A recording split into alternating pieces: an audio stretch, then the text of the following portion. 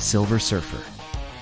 Coming back, the ocean was silent that night. No wind, no waves. It's only a glassy black mirror stretching endlessly under a swollen moon. Fishermen along the New England coast swore they saw something gliding just beneath the surface silver, smooth and impossibly fast.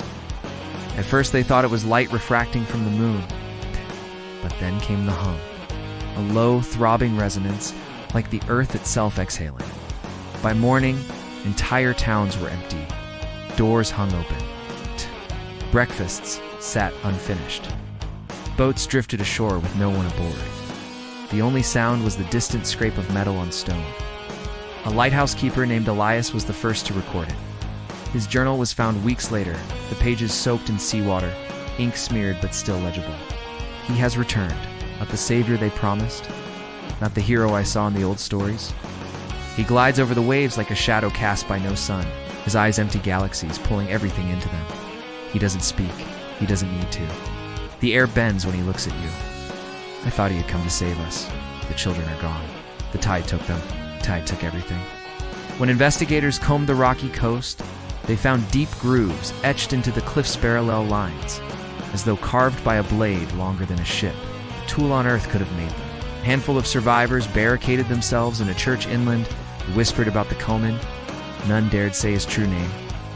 One man, an astrophysicist named Dr. Hevel, claimed he knew the truth. He was once a man, a herald. He served something that fed on worlds, but in serving, he became hollow. When he rebelled, he wasn't freed. He was cursed to wander between stars, never belonging, never stopping, and now he's back, but not to warn us, not to save us, to finish what he started. That night, the stained glass windows of the church shook as a vibration filled the air.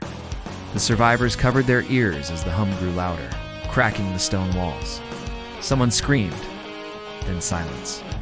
When they looked up, the silver figure was hovering outside, eyes reflecting only void. Those who tried to flee into the forest found no escape. The trees warped and bent, branches curling toward him as though drawn by unseen gravity. Birds fell from the sky mid-flight. Blood dripped from their eyes. The Silver Surfer never touched them. He didn't need to.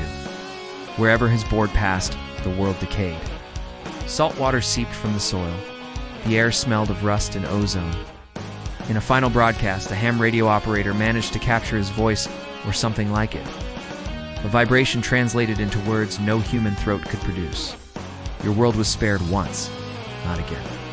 I am the tide that takes. I am the silence after the scream. I am the Comen. Static. A camera drone later recovered from the coast showed one last image. The horizon swallowed by a towering silver wave, frozen in impossible stillness. At its crest, the surfer stood, motionless, his board gleaming like a blade under a dead sky. The tape ended before the wave broke, but no one ever saw daylight again.